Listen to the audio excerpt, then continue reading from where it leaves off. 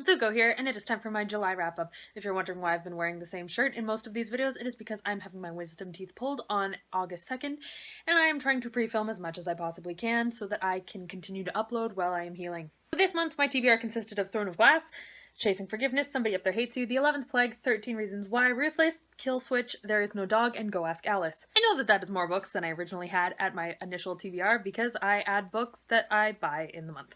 Out of those books, I read or attempted to read these four. First this month, I read Ruthless by Carolyn Lee Adams. I didn't really like this book. It was about a girl who is kidnapped by a man because she has red hair and is feisty. Trigger warnings, obviously, for like kidnap and sexual abuse and physical abuse and like murder. So don't read that if any of those are going to seriously bother you. But I found this book to be like, she was kidnapped and she had all of this stuff happen to her, and like, it's okay though because she learned to be a better person from it.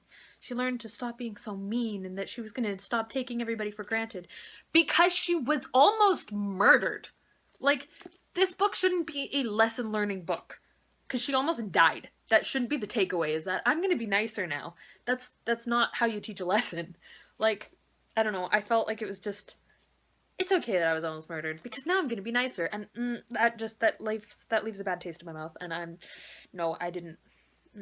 Next, I read Kill Switch by Chris Lynch, which I can honestly say was the worst book I've ever read. This is supposed to be a book about a boy who spends the summer with his grandfather, who has dementia, and starts talking about these things that he's done in his past that he's not supposed to talk about, and people are starting to show up to, like, remind him to stop talking about it or something bad's gonna happen to him.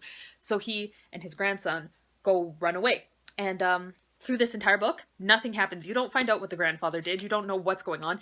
At one point, for like 2 seconds, he mentions that people have this kill switch that makes them like be willing to kill somebody. And nothing happened in this book. It was pointless. Like, it was badly written. It was not good. None of the characters were good. The story made me mad because it was so bad. I wasted my time reading this. And it's not long. And I still felt like I wasted way too much of my time. It was just, nothing happened. It was awful. Don't pick this book up. I understand why it was $3 now. Next, I tried to read There Is No Dog by Meg Rosoff, but then I read that Meg Rosoff does not believe in writing representation, so I kind of wanted to put this down. She said in an interview something like, there are books for queer black kids, they can read all of the books. Like, you don't need to write a specific book for these people. And it's like, no, representation is very important. Like, how dare you? And, I can't read this book. This book is going straight to the used bookstore so that maybe someone who doesn't care can pick this up, because first of all, I tried to read it. Holy shit, it was bad. The writing was bad. It was sloppy. The characters were dumb. Like, it's a dumb book. Okay, it is. And I'm so mad at the author for being kind of ignorant and rude.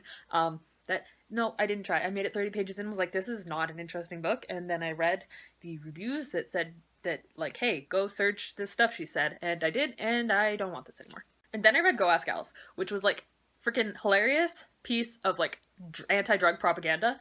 It was ridiculous. Like, I don't know why this book got so much praise. It was like, oh man, I started smoking pot and acid. Now I'm addicted to pot and acid, even though those are not addictive drugs, and also I've done heroin and I'm for some reason not addicted to that. Like, it was just really bad. And in the end, it's okay because she finds God and a cute boy, and like, she's gonna start studying more, and has all these options, and then she dies, so don't do drugs or you're gonna die. Like, it was garbage. It was like, I didn't hate reading it, but I hated reflecting on this book because it was like, this whole thing was just so clearly anti-drug propaganda. Now, I'm not into drugs. I've never, like, tried drugs. I have no interest in it. But, like, this was just, I don't like scare tactics to get people to stop doing things. I'd rather you educate them sincerely and honestly instead of this garbage. So that's what I thought of that. Now, the plus side of reading all these books is that I read them because I was hoping I didn't like them so that I could donate them, so that I'd make room for new books on my shelves, which they all definitely did that for me. And I honestly kind of did it as a lesson to stop impulse buying books because they're cheap, because all of those, I think, except Go Ask Alice, I had bought on a whim because they were cheap. And I should probably stop doing that and save my money for books that I actually like. So yeah, that was all for my July wrap-up of books that I didn't want to read. I hope you all enjoyed it, and I will see you whenever I do my next video.